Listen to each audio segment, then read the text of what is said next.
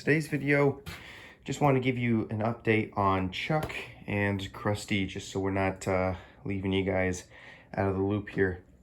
So to start off, I know I said we bought parts for Chuck here, but the parts got really expensive, and when I ordered them, apparently they were out of stock, so I got my money back, but my stuff isn't coming, so poor old Chuck's probably going to be sitting like this for a couple more months, sadly, unless I can scrounge up the money to, you know, get what I need.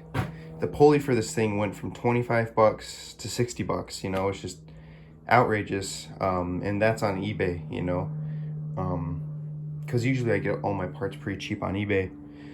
I'm not done with it.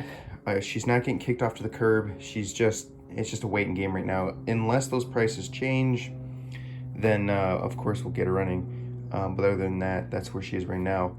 What we did was we got the transmission pulled out and re-oiled. We also put some new gasketing around it. Just use RTV. We also got the shifter to work, and the way we did that is we just welded the arm onto the shifting. The little shifting arm, we just welded the little arm onto the plate, which is right here. And I had to make my own plate because the other one snapped because it was a piece of junk. And so what I did was I took a transmission gear right there, welded it first to make the plate, and then welded the arm onto the gear. And now we have, so it's a 3-speed, so we got 5 is 3, 3 is 2, 2 is 1, neutral is neutral, reverse is reverse. So that's what we're looking at. So the shifting is back. What I also did is put a brand new antenna. I was getting sick and tired of the old antenna. It was just broken and it wasn't even on. Like, the antenna was screwed in, but like only like that much. So with the new antenna, we just it's a magnet I got off of Walmart, and because it's coil wrapped, we can be able to get just a little bit more distance of range. And what we did was I just took the wiring and just zip tied it along the body line and then underneath the panel through the frame right up to here, and then straight into the CB radio. So now we can talk to the home base now. And in case some of you guys don't know, we have the CB radio so that if I'm, or if the 3 of us are out on the trails pretty far from the home and we break down, we're gonna need to radio that in so that we can get somebody over here to pick us up and grab a trailer. So we do have a home base, Cobra CB home base, that connects all these CBs so that if something happens, somebody gets hurt, we can radio that in and immediately we got help. One of our bourbons, actually, not this one, but I think it's the other one, the 2500, has a emergency EMT kit in it. Most of these mowers come with it. Crusty had one that we put on it. It used to go right here in the front, but now that she's getting worked on, you know, of course, it's not on there anymore. And what I'm going to be doing with this one is building a back rack, a little ATV back rack, homemade, bam, right there. Put things like a gas can, spare tire, tools, emergency kit, because, you know, mudding is all fun, but there's always that one time where you tip over, you do a wheelie, or, you know, something happens and you get hurt. So you always want to make sure you have some sort of help there for you, I guess, a little emergency kit there just to get you through what you're going through. So that's why we always do that. I did rewire these lights. I used to have them go through under this hole right under there, but I decided to mount them on the top because it was just easier. And when I put the seat on, the seat covers all the wiring and it's all waterproof anyway, so I'm not scared about it. So that is this part of Chuck. Now the second part is when we pulley swap this thing, we're going to be running, what was it, a 6 in the back and a 6 in the front, which is, you know, it's going to get us a pretty damn good speed, 20, maybe 25. I'm hoping at least 19, 20, definitely. But, you know, when you're reaching that kind of speed, you have to have brakes. You never want to rely on downshifting, because if you break your transmission, now how are you going to stop? So before this thing even touches the road or anywhere around here, I need to put in some brakes. So there are two options for this. I can choose drum brake, which I would buy off of Go Power Sports, the drum and the drum brake, put it right here on this axle shaft because it'll fit in its keyway, and then have this little bracket I made right here on the side of the, kind of like that, not here, but like over there on the side of the frame, stick it out just a little bit, and I can connect my clutch to the bottom and the brake drum on the top. So when I push in the clutch, it goes like that and tightens the drum, which hits the brakes. Now, the problem with that is the spacing between the frame and the actual axle, that's a pretty damn good gap, and I don't want that drum to be hitting the tire. So we got to figure out something there. I would like to try to put a drum in there, but not without measuring and not without double checking. I don't want to be buying stuff without double checking, because right when you don't double check is when you bought it by mistake and now you just got something laying around the shop. So that's option one. And option two, we're still if, yeah, I don't know how to say this. If drum brake option one works, we're still gonna go with option two as an emergency brake. Here's option two.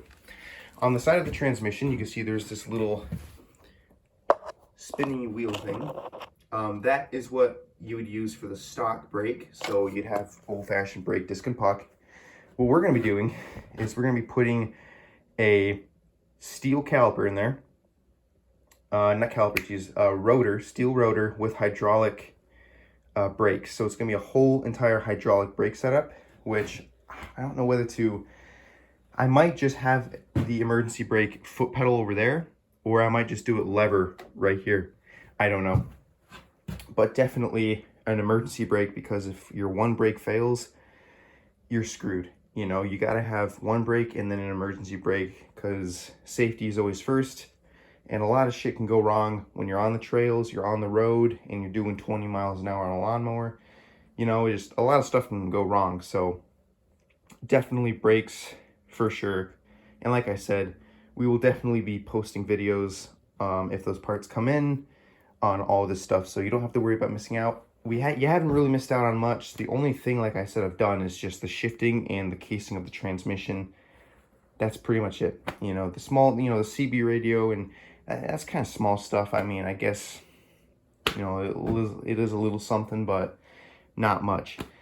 So that's the back end of Chuck. So that's the whole story with Chuck, besides the flat tire, which we got to get reseated and put some bead sealer on that.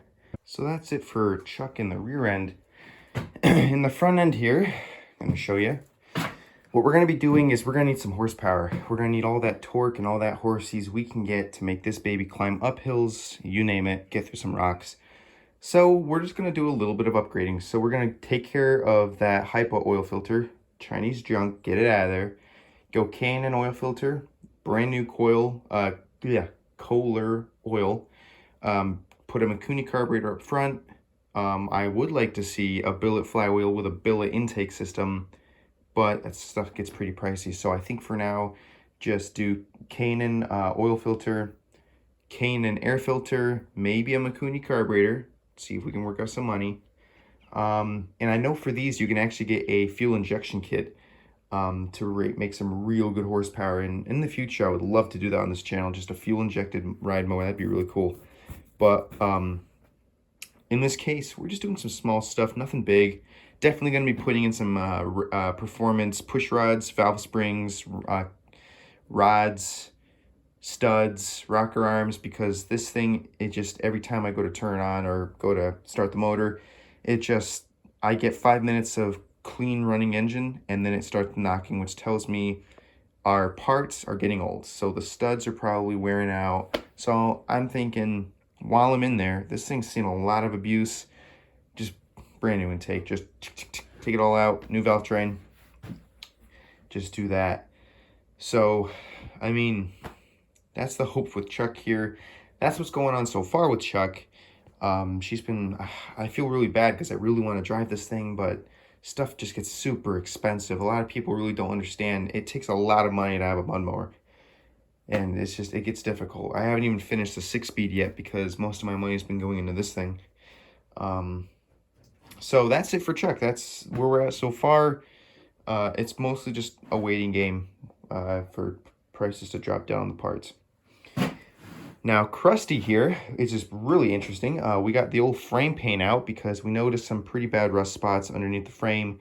So we're touching up the frame a little bit with some fresh Rust-Oleum spray paint. We're also we took off the body so we can have a look at our drive setup and our steering setup, because as you may remember, this thing used to pop belts. It still pops belts like a mofo. It's terrible. So we're going to keep the same motor because this motor is supposed to be a vertical shaft. Am I saying that right? Wait, no, vertical. Horizontal, wait, no. Yeah, I'm right, vertical shaft engine. So it's not meant to be the way, this is, yeah, I am really tired today. This is vertical, right? So your crankshaft is vertical, and then this is horizontal, horizon, right? So that's your crankshaft horizon. This used to be a horizon, horizontal engine, right? So that means the crank would spin this way, and the engine would be sitting up like this. And that would spin the pulleys. We converted it from horizontal to vertical. So the motor is sitting horizontal, but the actual crankshaft is sitting vertically. So this got converted to that, but in the way we did it, we had to make the belt do some twists and stuff. And when we're on the trails, the belt can eat away the pulley. The pulley can eat away at the belt, and it starts snapping belts. And we're tired of that stuff, so we're taking out the body, redo it, just ripping out every pulley we see, putting in some fresh pulleys, putting in a jack shaft so we can actually get some good ratio between the transmission and the drive pulley. We're putting a 1-to-1 ratio jack shaft, which means the moment you spin it, like even the tiniest of spin, the other side will spin with it. So it's all going to be direct, just constant. And that's what you want on these mowers. You want direct, constant flow of belt. You don't want to have, a delay or something. So far, Krusty's been living life here so far. Not the best of it, but a good amount. So as we said, frame paint, body. We're also taking a look at our brakes and the front end here because our steering is terrible. It's ass. I mean, when we go look at this, first of all, the amount of play is terrible. And you can actually see when I go to spin it, you can see that little arm moving. So some of you guys might be saying, well, why don't you just tighten it up? We've tried to tighten it up, and you'll still get this kind of play, and that's terrible. I mean, look at that play compared to this play. Very little play. And this thing, you have to almost crank the wheel all the way. So what we're going to be doing is the same thing we did on this, which is rack and pinion up front, because this is a rack and pinion setup. It's just a really old rack and pinion setup. We also have to keep in mind this is from 1984, so this stuff gets really old, and these steering boxes are known to fail. They're just junk. So what a lot of people do is they convert it from the GT6000 series to the LT1000 series, because the LT1000, before I had done my shaft replacement here, these are amazing. They have amazing rack and pinion setup. Like, the steering is immaculate, perfect for off-roading. A lot of people, they just switch, they take the parts off the LT1000 steering and put it on the GT6000 steering. Which I think this is a GT6000, I think. I don't know, don't quote me on it. But a lot of people just switch the steering because these are just junk. So that's pretty much what we're doing with Crusty here. Just touching it up. You can see she definitely needs the TLC. The body's getting a little rough. Not terrible, but good amount of rust. It's still solid, so what we're going to do is just strip the paint, put some fresh stuff, clear coat. And we're going to be doing the same thing with Chuck, taking the body off, sanding it all down, fresh black paint with 2 coats of clear coat, Rust-Oleum, make it look nice. Same thing with the rims and those rims. And then definitely touching up the old Briggs here. Probably going to get some new hardware, small stuff like bolts and stuff, tune up the carburetor, brand new air filter because this one doesn't have one, oil change, possibly a new fuel pump, because this one's actually running really bad. It doesn't squirt it out as much. That's pretty much it. You know, they got the old US General here, so loaded up, so you know, that's working for us. But she's on the old jack stands, so that's pretty much what we got going on here. I would really like to see some Daytona jacks roll into the shop here, because we can use them. I hate using the jack stands because we only have two. You know, if I need to lift this mower up, I gotta lower this one, jack it up, put the stands on this, and then, you know, it's just not good. So definitely gonna try to buy some Daytona jacks. Yeah, that is pretty much it, guys. I just wanted to give you a quick update. Don't want to leave you guys hanging. And I know some of you guys, you're eyeballing that. That is I think it's a 24 horsey Duramax, not diesel. She's a fuel. She's pull start and electric start, and we're gonna be putting that on one of the golf carts. So that's definitely something for next year. But as of right now, I just have it in the shop so it doesn't get in the elements. But other than that, that is it for today's video. Like I said, just wanted to give you guys an update. I never like to leave the viewers hanging. And the old John Deere, actually, I wanted to show you guys quickly. The old 140, I went to go leaf blow all the stuff, and I did. And then all the freaking, I had all the leaves put right there, and then all the wind came in just right over on the John Deeres. It's like, what the hell? But I don't think we'll be seeing another return of the John Deeres this year, not unless I can get some money, because it takes a lot to have to put money into the Deeres and then into the Craftsman. So it's about cost. And I did order the parts for these. They haven't gotten back to me, so it's kind of scaring me. There's a lot going on with John Deere right now, so I'm really hoping these parts come in. But other than that, just wanted to let you guys know the Deeres are not forgotten. Definitely going to go buy some tarps today, tarp up the Deeres and the Kubota, just get it nice and neat. Don't want them being exposed out into the snow this year. So other than that, guys, that is it for today's video. Remember to like, comment, subscribe, leave a bell on that notification, and also leave a comment below. And let me know what else you want to see on this channel. I can't do much with the amount of money I have right now, but, you know, we can make something work. You know, if you guys want to see something, hit me up, let me know. But as far as that's it for today's video. So like I said, like, comment, subscribe, check out the Patreon and our Instagram link below. Hope you guys have a good day, and we'll catch you guys next time.